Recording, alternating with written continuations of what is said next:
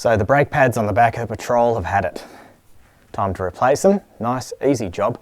Good DIY backyard mechanic thing. So let's get this wheel off and I'll show you how it all works. Now you'll notice I'm appropriately attired here. I've got the flannel shirt ready for action. I've got the Japanese safety boots. Double plugger too, mate. Look at that. So we're getting the wheel off. Obviously I've got a jack under it and a couple of 3-ton axle stands. So yeah, wheel off. So when we're talking brakes, probably the first thing to consider is it disc brakes or drum brakes? Pretty easy to figure out. You can Google it or you can just take a look at it. As you can see, this has got a nice silver disc around it. That's a disc brake. If it's a drum brake, it just doesn't have the same look. You don't see the braking surface. On a drum brake, the braking surface is inside the drum. Disc brakes are my favourite type. I don't know why people still use drum brakes on vehicles. I hate the things, they're hard to service. They don't work as good. I think they're cheaper. I think that's a big thing. So this here is the caliper. And on some vehicles that whole caliper is going to have to come away. But on the Patrol and many others, there's 2 bolts here. You can loosen one of them, remove the other, and that whole middle bit will swing away. And you can pop the pads out. So that's what we're going to do. Ratchet with a 14mm socket on it is going to do the job for that. Watch your knuckles. This is a prime moment for it to suddenly spring loose and cause blood knuckles. They're both loose. I'm doing with my fingers. So it looks like the back caliper is a bit different to the front actually. It won't swing up like the front ones do, but because both those bolts were loose, yeah, that will come away, I swear.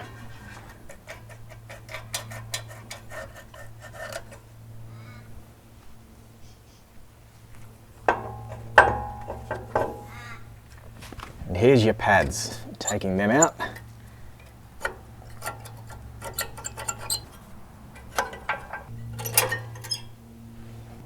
I'd been hearing a screeching sound the other week, but strangely enough it wasn't when I applied the brake, it was just as I was going down the street.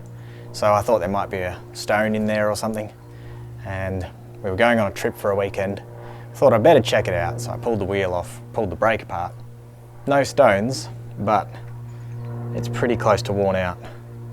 And what's actually been happening is I assume this brake pad's been, just as it vibrates slightly in the caliper, which they do, the little wear limit indicator has been hitting the disc and making this screeching noise. So you'll find them on most brake pads. This little piece of metal that comes down and protrudes just past the meat of the pad, and I can see that's shiny, got a clean edge on it, so that has been rubbing on the disc brake, which is how you know it's due for a change. You also see on the back there, that's just some yellow stop squeal that I sprayed to try and shut it up while I ordered new pads. It's sort of, you can see where the piston of the caliper has chewed into the backing pad. So your new brake pads should come with new backing pads in it. Speaking of which, let's go and get them. Caliber brake pads, that's what I chose straight off the shelf at Super Cheap Auto, or maybe depending on your level of how Hispanic you are, Calibre. Made by FMP, the makers of Bendix. Cool, it'll do the job.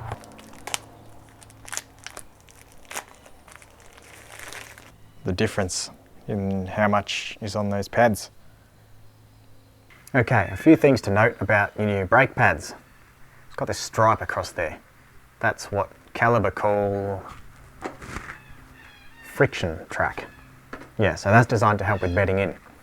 Also, they kindly print on the back which way around it goes. So left and right doesn't matter, but inner and outer does. Alright, I recommend using some of this stuff. It's not essential to the job, but you know how sometimes your brakes will squeal even from brand new? Well, that will help you stop it. It's kind of like, almost like a glue that doesn't dry, just remains a bit tacky. The reason your brakes squeal is, as you can see on the back of this old pad, there's that circle where the piston has worn into the backing pad. Well, that's the piston rubbing around, just back and forth gently over thousands and thousands of Ks, makes that squealing noise. So this tacky stuff will kind of help that backing pad stick to the piston. So what we do with that, you buy one of these bottles, costs, I don't know, $10 or $15. You'll never run out. Not if you're a backyard mechanic anyway. We just smear this all across the back. Give it a bit of a swipe around. Try not to like really overdo it, or else it'll just mush out everywhere and go all over your disc brake. Now before those new pads go in, we've got to compress the piston. So come with me to the shed, we'll find a brake piston compressor.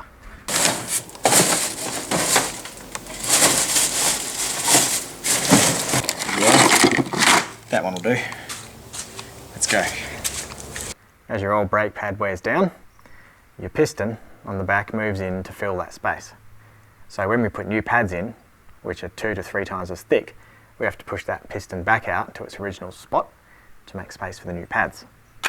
As we do that, it's going to push brake fluid back up the line. So make sure you're keeping an eye on that brake reservoir under the bonnet. We'll have a look at that in a moment, because it's going to fill up and possibly overflow.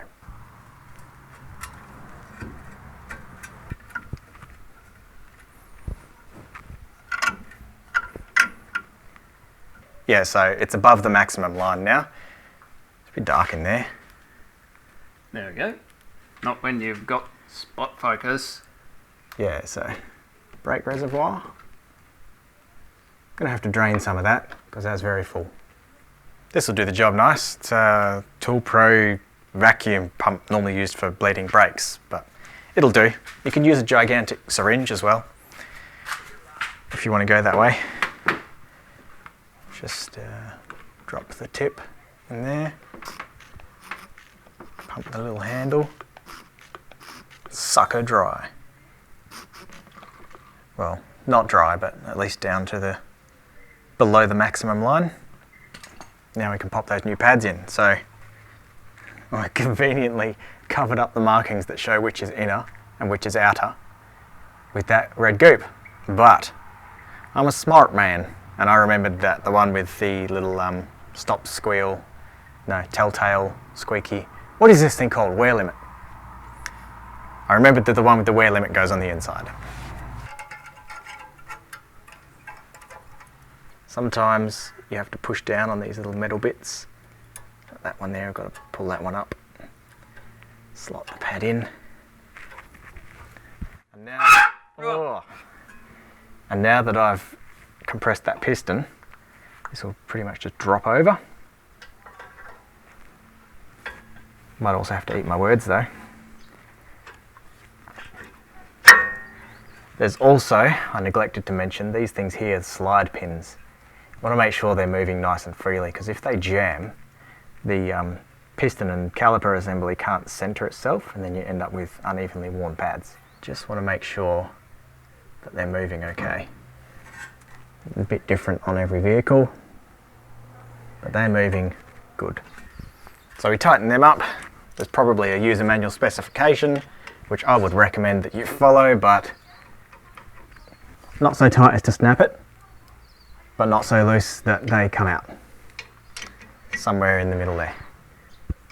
Yeah, so because you're messing around with brakes, if they fall apart after you've played with them, you can't stop. That's a problem. So be extra careful, double check that you did up everything tight, and if you're like reasonably new to working on your own vehicles, I'd recommend getting the torque specifications for any of the bolts you undid. Use a torque wrench and nip them back up to perfect specification.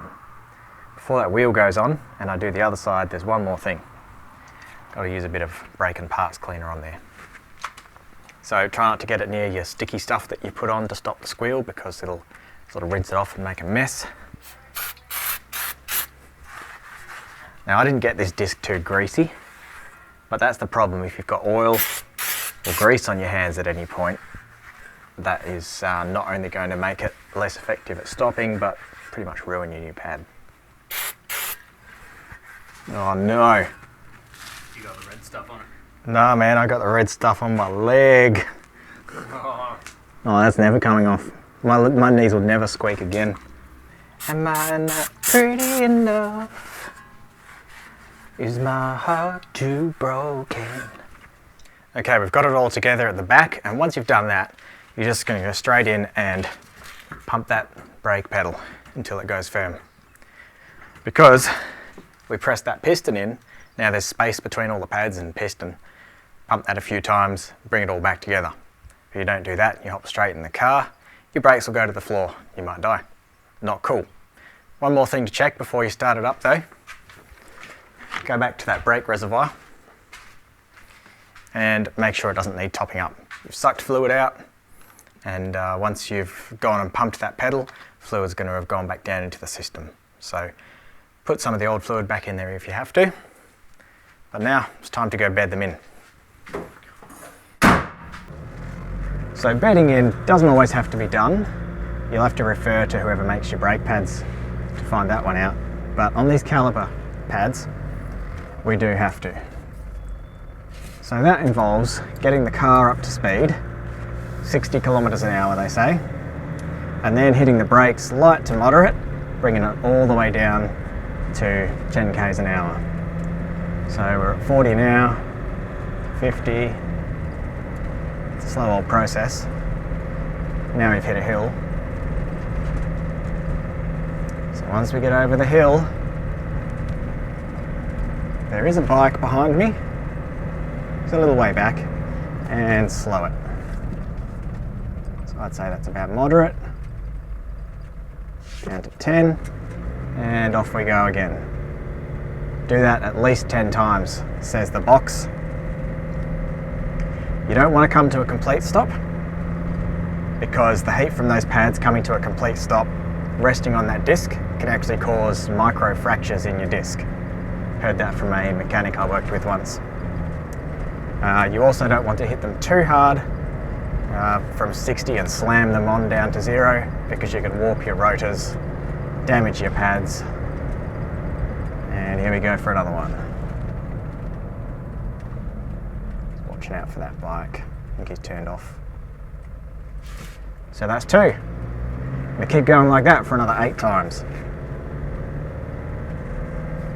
You did it, you're a champion. You hopefully didn't hit a tree when you were bedding in those brakes.